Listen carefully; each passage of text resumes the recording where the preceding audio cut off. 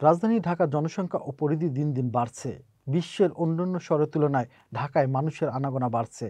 আর এতে করে ঢাকা নবম থেকে বিশ্বের দ্বিতীয় বৃহৎ শহরে পরিণত হয়েছে। ধারণা করা হচ্ছে ২০৫০ সালের মধ্যে ঢাকা বৃহৎ শহরের তালিকায় প্রথম স্থানে চলে আসবে।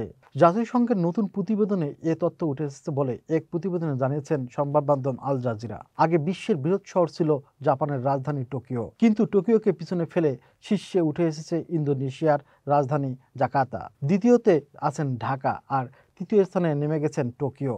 সর্বশেষ ২০০০ সালের দিকে জাতিসংঘ জাপানের প্রাণকেন্দ্রকে সবচেয়ে বড় শহর হিসেবে চিহ্নিত করেছিল।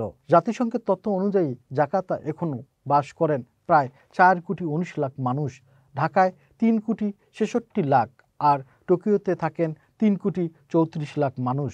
জাতিসংঘের অর্থনীতি এবং সামাজিক বিষয়ক বিভাগের ওয়ার্ল্ড আরবানাইজেশন প্রসপেক্ট ২০২৫ শীর্ষক রিপোর্ট আরও বলা হয়েছে, বিশ্বব্যাপী মেগাসিটির সংখ্যা ৩৩-এ পৌঁছেছে, যেখানে ১৯৭৫ সালে শুধুমাত্র ৮টি মেগাসিটি ছিল। যেসব শহরে ১ কোটিরও বেশি মানুষ থাকেন সেগুলোকে মেগাসিটি বলা হয়। জাতিসংঘ বলেছে, ঢাকার জনসংখ্যা এত বাড়ার কারণ হলো প্রত্যন্ত অঞ্চলের মানুষ রাজধানীতে দলে দলে এসেছেন, যাদের অনেকে কাজ বা সুযোগের সন্ধানে, অনেকে বন্যা ও সমুদ্রস্তর বাড়ার ঝুঁকির কারণে ঢাকায় পাড়ি জমিয়েছেন।